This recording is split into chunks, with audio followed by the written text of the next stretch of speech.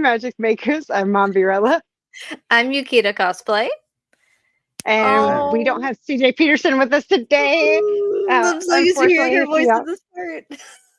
keep her in your prayers because she's not feeling too well today. And we are Magic Making Mischief. We have a special guest with us today. We'll get to that in just a second. What does she usually say about here?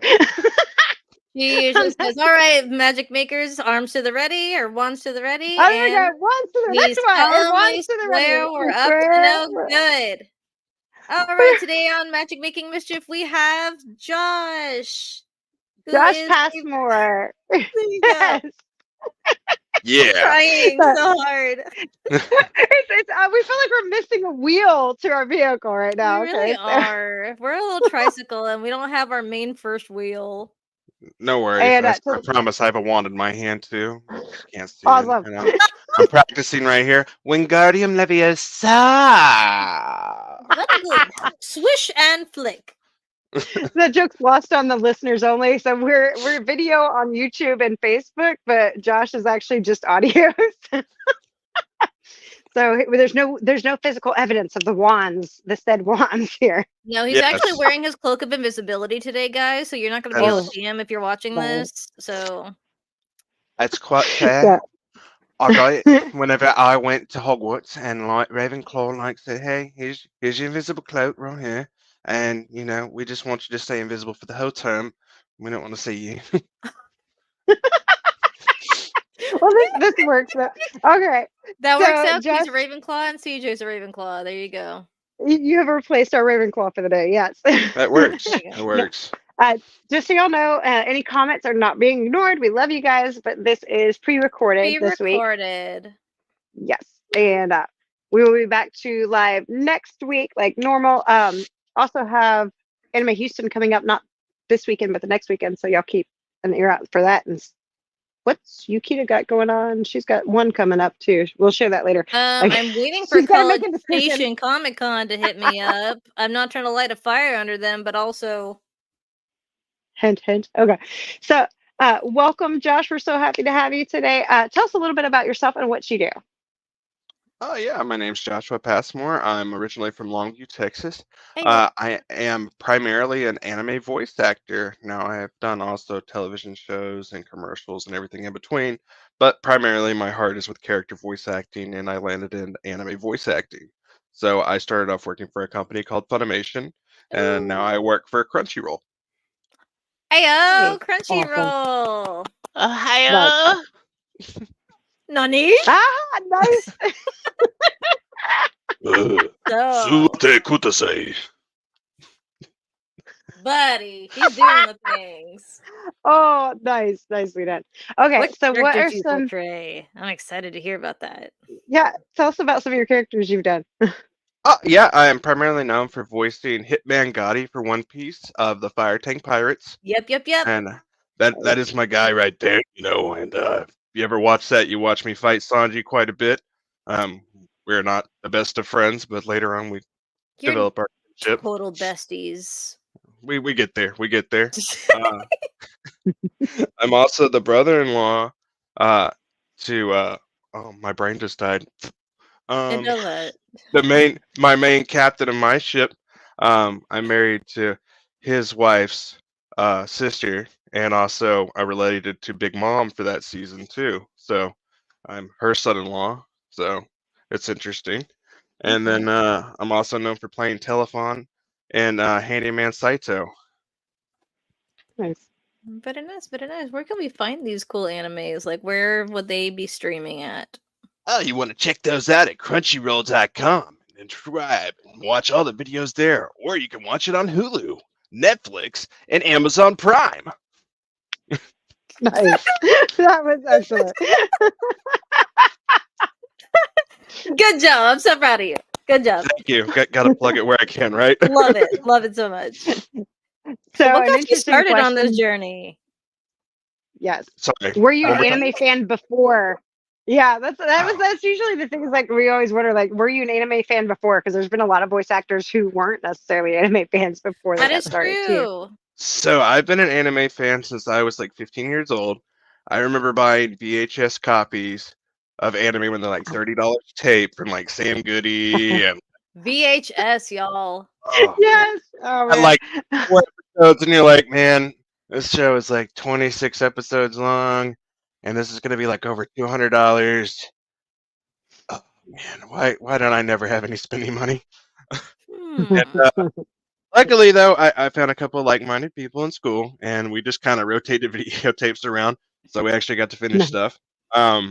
But you did your own anime club, basically. Nice. Little bit. We just rotated VHS tapes, and we're just like, okay, this is how we're gonna finish this show. You buy this one here, I'll buy this one here. All right, and we go from there. Never in a million years would I have thought that I would work in anime. And one of the funnier things was back when One Piece was on 4Kids, on the WB. I remember I used to watch One Piece, and I was like, oh man, I love this show. This is awesome. Never in a million years would I have thought I would have got to contribute to that show, and the fact that it would still be running as old as I am now. That's like the longest. It amazes me that anime and that manga too were like the longest running of any of all time, from what I understand. Like, and I saw the omnibus, with all the manga, and it was about like this thick that somebody had shared at one of the events. Yeah. They brought it up because they were going to get it autographed, and I'm just like, that thing's like carrying a mini trailer. a little bit. Yeah, I think I started watching it when I was like 14. So, I'm 35 now. So that kind of shows you how long that one's been running. It's been going for a good over a decade, yeah. And we're still going. Yeah. Have you seen the live action? I'm just wondering. I did watch it, yeah. How do you like it in comparison? It's not bad, actually. I think they did a really good job. Honestly. And I'm really excited to see, where they go forward with it, and hopefully we make it to Whole Cake Island so I can see who gets to play me. Nice. Watch it be you. That'd be cool. Awesome. That would be so awesome if that was me, but I very much doubt it will not be. You never know. Netflix is going to look at him and he's like, not really sure he's fitting this whole vibe we got going with this one. You're like, I guess. He's got 2 arms. CGI. I don't have that rocket launcher. They make CGI for a reason, like right? They get the whole CGI effects on there. They can fix you up. They'll make it work. They CGI me, I'll voice them, will be all right. Hey guys, what's up? It's me. Hey, I'm gonna do the things. It reminds me of Shrek when the dude's like in what is this, Shrek 4, when he's like, Daddy, do the roar. Make him do the roar. Do the roar. Daddy, do the roar. Daddy. Make him do the roar. Oh my gosh. That kid. Oh my gosh. So you're an OG anime fan. So that was your inspiration, was the love thereof. That's awesome. I love that. Yeah, but honestly, I had no real I didn't have any aspirations to be a voice actor. It just kind of fell into it. Oh, how'd that happen? So I went to this Comic-Con, and I got really big into karaoke. And I've always done voices. It's just been my humor, My mom, for a million years, told me I would never make any money doing voices. She said, stop doing those. It's dumb. Don't do that. Stop. You don't sound like that. Stop doing that, And then, I went to this Comic-Con, and I ended up going to the little karaoke bar that they had there, and all of the guests came to the little karaoke bar, started doing karaoke, and we had like Peter Klamis, the original Goku, and Theo Crane for The Walking Dead, Jennifer Spence from Continuum and Stargate, and a whole bunch of other people. And they were all hanging out and stuff like that, and I do the perfect Tim Curry voice, and I was singing Rocky Horror Picture Show. And they're all just cheering me on, and I was just rocking it. And they were like, "Oh man, hey, come sit with us." And they thought I was a guest that they just hadn't met yet. And oh my goodness! I think we sat there for probably a good 3 hours, and they're all talking, and they finally get to the part where like, "Hey, this is the show I'm working on this year. I'm wild on this one. I'm doing this show right here. Oh, I just got this new movie." And they get to me, and they're like, "Hey, so what are you doing?" And I was like, "Oh, well, I got to go to work on Monday, and I'm doing this." And they're like, "No, what acting thing are you doing?" And I'm like, right now I'm acting like I belong with you guys, so I'm doing a pretty good job of that." Oh my gosh, that's And they're awesome. like, "Hell, you're not an actor." And I'm like, "No, I'm not." And they're like, "Well, we really thought you were a voice actor this whole time." And I was like, "Oh no, I never really thought of that as a job before." So Theo Crane, who was like one of my best friends. Yeah, it was a big compliment. Yeah. I mean, how many times does like the original Goku and everything else, like it's like, oh, we thought you were one of us. One of us. Oh my goodness. Gobble, gobble, one of us. Yeah. Yeah, so Theo Crane from The Walking Dead, he was in season 3, he played Big Tiny. He ended up becoming one of my best friends, and we're still friends to this day. And he was just in the new Five Nights at Freddy's movie.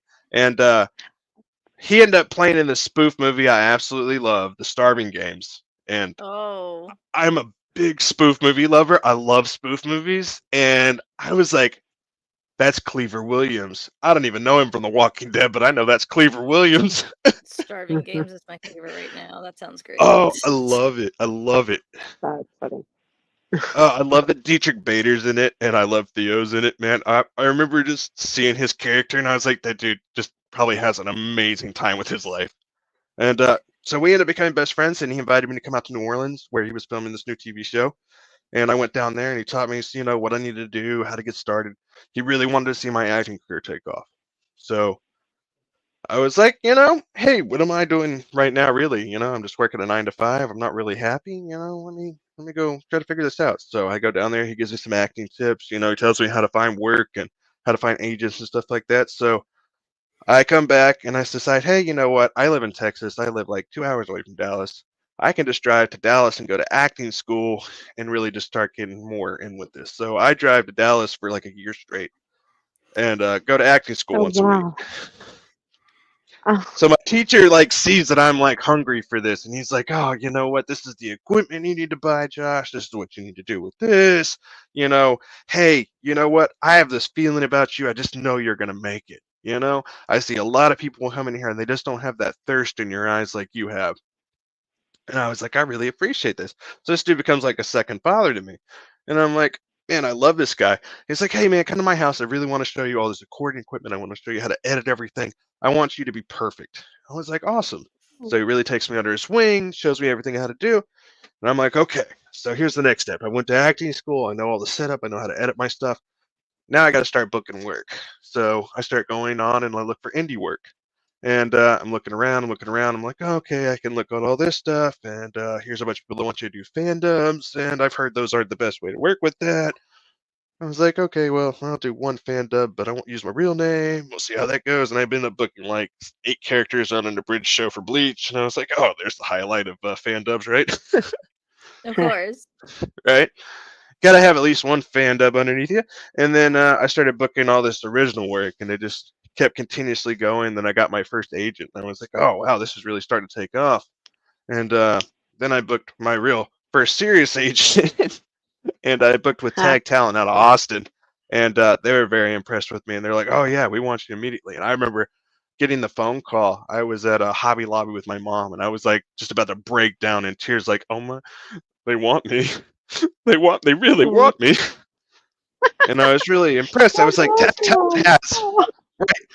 So Tag Talent had like some really hot talent at the time. They have like the guy that voices Yoda and everything else like that. And I was like, oh man, they have Tom Kane and they have like this guy and oh man, like this is the big times of getting there. This is awesome. And so I'm really excited about that. So I'm like, okay, so I just got to keep booking work and keep booking work. And I start booking all these commercials and everything else like that. And I start doing TV shows. I did a little stint on Queen of the South for USA. And then I started being like the Twin Peaks bear for the commercials for the restaurant chain and all this stuff. And it was really cool. And so from there, I was like, man, I really like anime. And I know that Dallas is like the place for anime. Like it's one of the biggest hubs for anime because Funimation's there. So I want to get in there. So I end up making friends with this other voice actor in LA. And he's like, Josh, if you really want to book that, you're going to have to move to Dallas. And I was like, okay, it's only 2 hours away. Why not? Just try for it. So I moved to Dallas and just like, okay, I just got to get in there, and I just keep working and working, and finally, you get that magical phone call, and they're like, "Hey, we want you to come in." It's like, awesome. I'm really excited about this. My first day, I got to voice on Attack on Titan, Black Clover, Steins Gate Zero. What else did I get to do? Overlord and Fairy Tale, and it was like the 5 shows that I did in the same day, and I was so like, oh man, that was like my best day ever. I bet. That's awesome. And then the rest is, as they say, history. Josh is now in the anarchies of Google as Joshua Passmore, anime voice actor for Crunchyroll and Funimation. Bravo. Thank you. Felicissimo. Oh my gosh, that pretty much just snowballed for you, huh? It really did, but you know what? I've been trying to stay true to who I am, where I came from. I try to be as humble as a person as I can be. I'm from a small town in East Texas. I'm always going to be Josh from that small town in East Texas. That's who I am. If I ever see my fans at Comic Cons when I get something like that, and they're like, "Oh, Joshua, Josh? I'm Josh. No, I'm just Josh." I love that for you. I love that you came up from such a small beginning and it just skyrocketed, and you did everything that you wanted to do. I love that for you. I think your origin story is probably like one of my favorite I've ever heard. Where you're just like sitting there with them, and they just assume you're a voice actor in the beginning, and it's like. Also, I'm gonna need that sample. I need to hear the Tim Curry. I need that sample.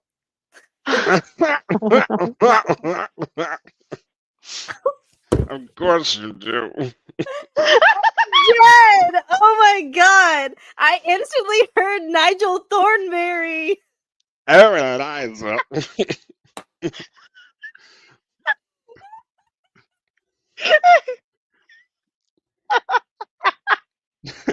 Oh my gosh. So my first demo reel, a buddy of mine, he was actually an audio engineer here in my town, and he used to work for this little multimedia marketing thing. So he did my first demo reel for me, and I was so nervous about that first demo reel. And I ended up going to a Comic-Con in Louisiana, and one of my biggest heroes in voice acting is Jess Harnell, who played Wacko Warner. Love the guy to death. He just is like the true embodiment of a voice actor because he's good to his fans. He's such a nice person. He's very open and honest. He's what I strive to be. So I was really scared. I was like, hey, I know probably people do this to you all the time, but hey, man, will you listen to my demo reel? And I'm just waiting for him to say, man, I'm busy. I'm working. This guy does not say that. He says, yeah, man, sure, let me listen to it. It's like, oh my, he's going to listen to my demo reel. So he puts it up to his ear, listens from my cell phone, and he just starts making all these weird faces. I'm like, oh man, he's about to tear me apart. Oh man, he is about to rip me. He's going to rip my heart out. It's going to be bad. I'm going to cry. So he just looks at me and he's like, I listen to a lot of these at every Comic-Con I work at, And, I just got to say, man, I really just can't wait to work with you one day. Aww. I was like, oh, man. That gave me so much encouragement to move forward. So Jess Harnell is always going to have a special place in my heart.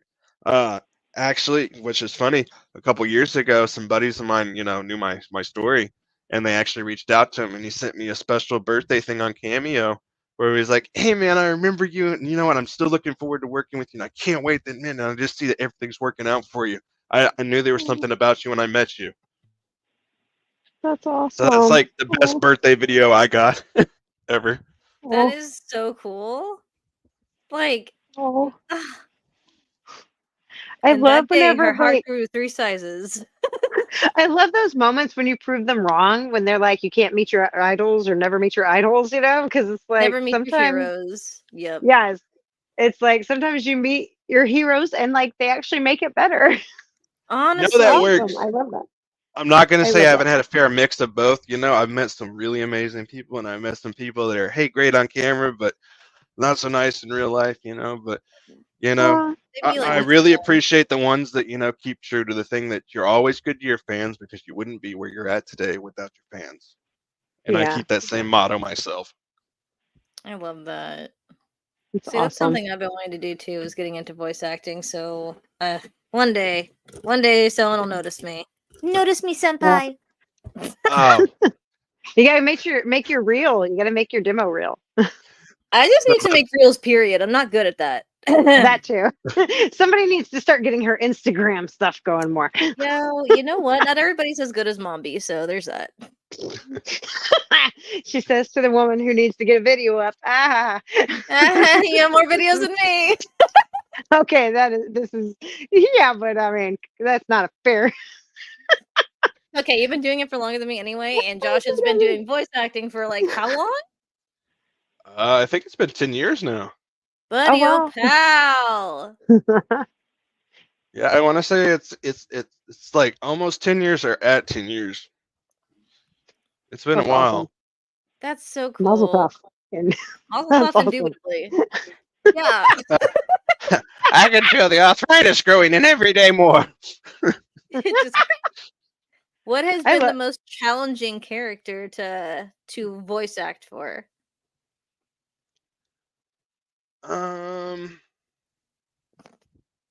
Think about that one. Hard question. I mean, I live my day every day as somebody else, character-wise. It'd be like that.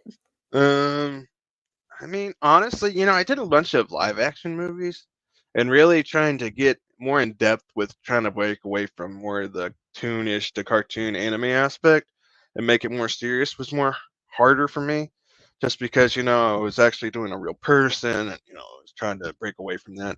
I started working with this company called Wellgo USA, and I did a lot of voices for their movies for a while. And there was this one, The Great War of Archimedes, was it? I want to say that's what it was. Sorry. Great enemies. Take your time. I want to say that's what it is.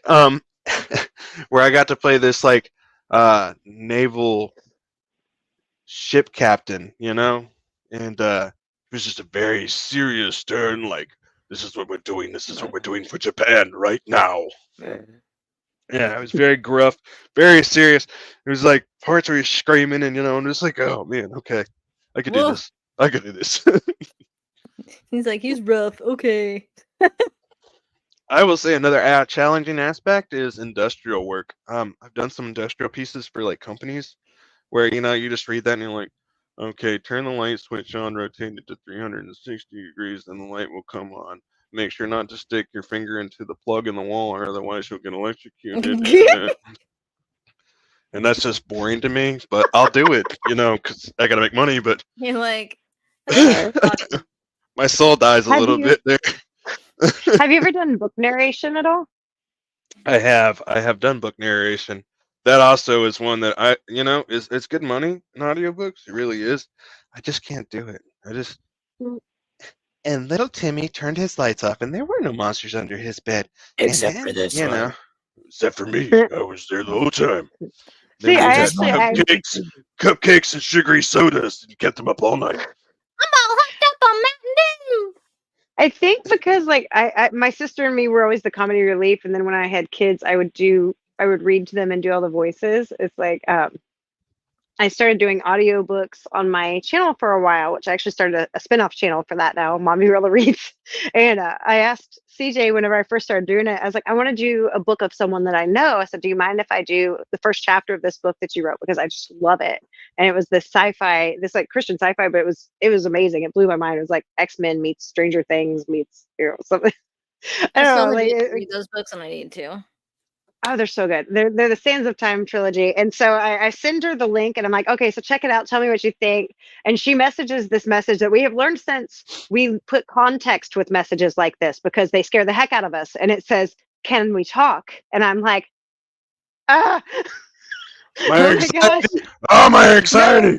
Good or bad? I don't know. Yeah. So like, yeah.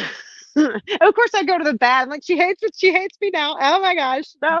So she calls me. She's gonna be like, take it down. She's just like, I love it. Read one of my books without me saying so.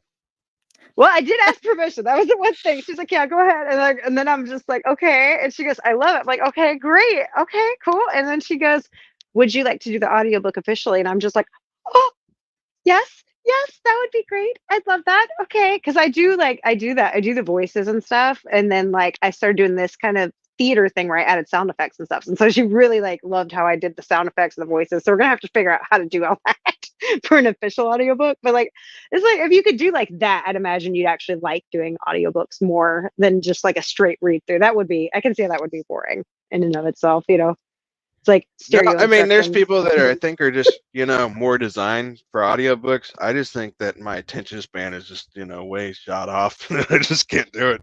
I gotta, I like the moving pictures on one TV and the script on the other. And it's like, how am I gonna match these flaps to this? Let's see here. Yeah. Valid. If you've gotten used to doing it that way too, so I can see that. Yeah. Okay, so we've got about 4 minutes left. Yukita, do you want to ask the big question? 75 minutes. My brain just went, what's the big question? And I'm like, sure. Do you have any advice for people? Any advice for people? There we go. Okay, Jay. Okay. Hey, Josh, do you have any advice for people who are trying to get into voice acting / any tips for those who are currently trying to do so? Wonderful question, Yukita.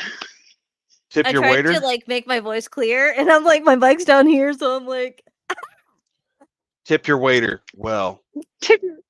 Make sure to floss between your teeth, guys. It'll fly out. Make sure. It'll feel weird. Make sure to leave a generous tip for your meals. Yeah, I think that's the best advice I give any upcoming voice actor. Good dental hygiene. A good full 8 hours of sleep. No, I would say, really, work on your wheelhouse. That is one of my biggest things. Find out what voices work for you. I meet a lot of people that'll come up to me and they're like, "Hey, I could do Mickey Mouse. Do you think I can be a voice actor?" And I'm like, that's a really good Mickey impersonation. But until that guy either retires or leaves this planet, they're not going to need a Mickey Mouse. So, that's not really going to work for you. So you need to find out voices and like, how young can I go to how old can I go? And these are certain voices I can do here. And, when you work on that wheelhouse, that's the best advice I could really give you is, can I sound like a teenager when I put my voice up on my nose like this, or can I sound like I'm old and more burly, or can I sound like I'm crazy and old cahoots, Just I like it. Really work on that wheelhouse. So they're like, "Oh, hey, let me hear you do like a 50-year-old British guy."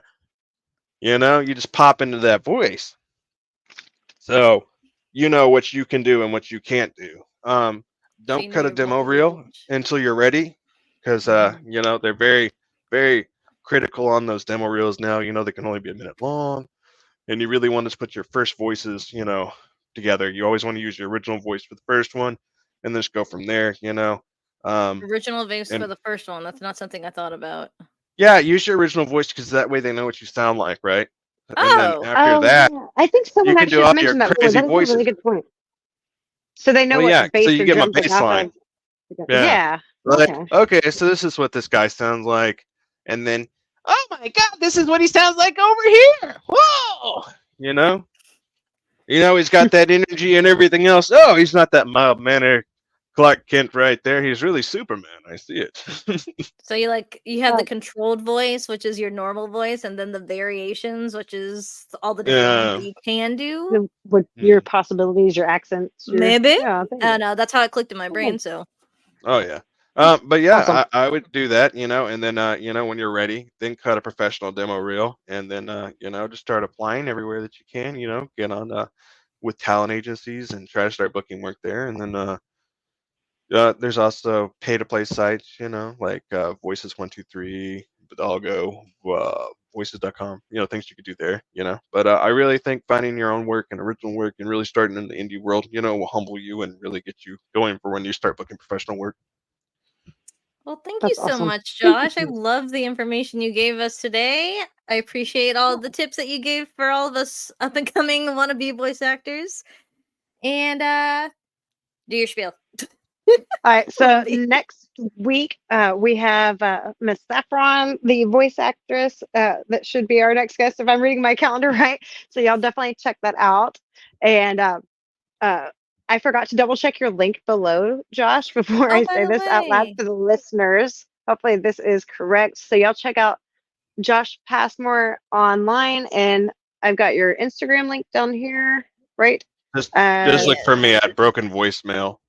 That's me. Just a broken voicemail. Okay. Broken voicemail. BRO. And he's also on Twitter or X, however you want to call it. Just Google me like I tell everybody else. When they say what you're up to, I just say Google me, and I find it funny. The Google. It. I'll see somebody I went to school with, and they'll be like, "Josh, what are you up to?" I'll be like, Google me. Yeah, whatever. Yeah. Nice. All right. So follow Mombi. Yes, me and CJ Peterson are both available on YouTube, so check out our channels. I've got lots of Comic Cons and crazy moments that you don't want to miss. They're fun, as well as, of course, our podcast. And CJ has Book World, which is an awesome interviews with authors and tips for writers. And then, of course, Yukita Cosplay, our cosplay queen. Y'all check her out on Instagram and follow her there. Thank you so much, guys. Make sure y'all hit that thumbs up and follow us. We love y'all. Double thumbs up on that one. There you go. Yeah. And once to the ready, y'all, because we mischief managed. All right, till next time, guys. Love y'all. Luminous. Let's try that again. Mischief managed. Luminous. Bye. Bye, guys. See you guys later. Thank you so much for having me. I appreciate you a lot.